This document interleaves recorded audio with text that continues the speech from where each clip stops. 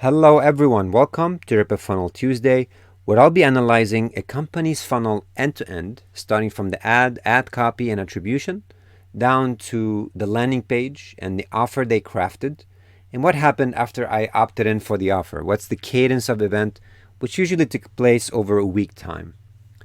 Today I'm going to be discussing pillowcube.com. It's a brand that sells side sleeper pillows, which is a really solid brand. So it's an e-commerce specific industry, and I thought this is just a quick pivot from the other funnels I've been covering. Now, if you're an e-commerce company, you have to have your abandoned cart follow-ups, your product purchase, cross-selling, upselling, and all these different things already built for best results in terms of e-commerce conversions. So let's dive into the PillowCube case study. Starting from their ad, I found it on YouTube. It's a pre-roll as I was watching some marketing tutorials. You can see it right here, PillowCube, meet your pillow. This is not a typo, just their brand. It's a well-produced video, but it's too long, 2 minutes pre-roll before I watch my marketing video. I really don't like that long of a video because sometimes I'm far and I'm doing things and I cannot skip 10 seconds into it. And that make me get stuck with, listening to an ad I'm not quite interested in. And this is the case here. Although it's a well-produced video, I'm just not on the market for a pillow. I haven't been looking for any beddings. I'm not even shopping for anything remotely related. And my entire search was around marketing. Now, it could be I've watched some inspirational videos, some talk shows, and they found some connection there. I don't know what the interest would be. Is it the holistic approach or whatever? But I didn't think they did a well job on the audience building. All right, moving along to what happened on the URL, on the structure. They did use UTM source YouTube and UTM medium video. Okay, it's a half-done attribution, guys. You have to include some UTM building here, including, the March offer?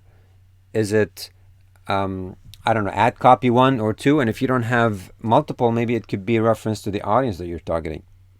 This helps you kind of get better results on analytics side of things, down to an ad copy on the day of, if you'd like. So I don't think they completed this. They just stopped halfway. But it's okay.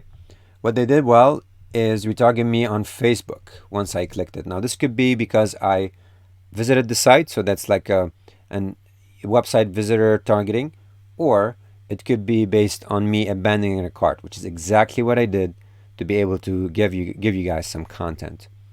So this is their Facebook ad. Obviously, it's different.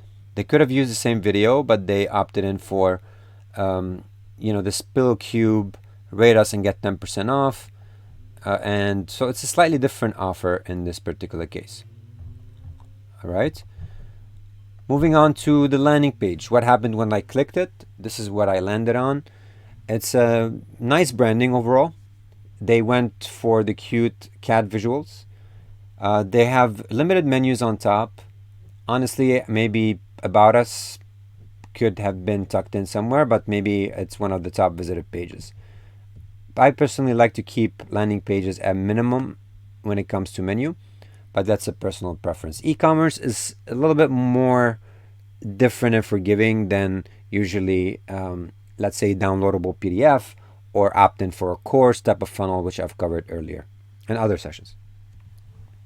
Main subject line here, they're really trying to establish a social proof as seen on, what are the benefits, another funny video, what are the products. There's a quiz, and this one caught my attention because part of crafting an offer to grab people's information, get their email, get that phone number, is to actually create some sort of a checklist, an assessment, or in this case, a quiz. You can even call it a survey if you want. And based on the answers here, you can craft automations that send some results, right? And you can have pre-assembled 4 or 5 different results that the automation will handle the delivery of. All right, the rest of it is more social proof, more fun videos. So they did a good job kind of challenging that mindset of the user down to the FAQs, which I'm a big fan of, by the way, because I always have questions before I buy, and I go to the FAQ sections. Now, what I did is I clicked on Buy Now, and I tried to add a product to the cart, went through the entire process, and just left it at the final step. I even gave them my information so they could retarget me with abandoned carts. And on the bottom, I signed up for their newsletter, which included a birthday field. I like this because now they could activate the birthday reminders and the offers on the month or a couple of days before my birthday. Okay, a great strategy, highly recommended. Let's look at the email cadence. This is a week worth of emails. One of them was confirm your subscription. Maybe this is just built into their cart. Another one is, oops, a cart. Then your spine called. Do you know the cure for FOMO? It's not us, it's you. This is more retargeting on the cart. Welcome to Pillow Cube. How sleeping should be. We invented the blob. So I got 2 abandoned cart emails, and the rest were all marketing. All right, let's look at the structure real quick. They did use emoji at one point, so that's good. And they have the pre-headers weren't quite set. I would have liked the pre-headers to be set. These were pulled directly from the email, and as you can see, because they forgot to set them, they were just pulled in randomly from the content. If you want to avoid Gmail and other ESPs to do that, you can set your own in your email of choice. Now, did we need to confirm your subscription? I don't think that this is necessary, but some people do it just because they want to force clicking and engaging, right? It's a strategy you can decide within your e-commerce platform. Email number 2, where it says your cart is there. This is it, the quantity. I felt like it was too bright. Not a big fan of these things because they distract my attention to what I've left in the cart. With a white background, I believe it would have looked better, but it's, again, a personal preference. If I click on Finish Checkout, it's going to take me back to my checkout, which redeems my cart. So my cart is saved, which is a really good thing. And let's look at the UTMs. The UTM, it's saying AC, so I don't know what that means, maybe active campaign. Medium is flow emails, that's the drip.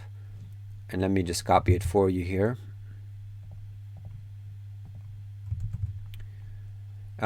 And the source is Klaviyo with variation B. So these are a little bit better attributions from email, which I also recommend. They didn't do as well of a job on, as I mentioned, the retargeting. Another email here, this is marketing, and you can see the images in the background are pretty heavy on the load, so it took me a little bit of time to kind of load up these images.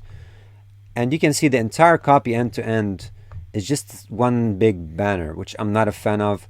I really feel like a good ratio between text and images is better than just having one full banner. So they lost me on that. On the bottom, they do have the address and an option to unsubscribe. So for them, that's covered. All right, again, another one with one big banner, complete the checkout. So I believe they had a little bit more of an e-commerce flow than 2. Another complete checkout. So I believe so far we are up to 4 checkout reminders. Here we go. And this is another one. This one could have been a copy. They made it into one big banner. All right, let's summarize in terms of how the emails went.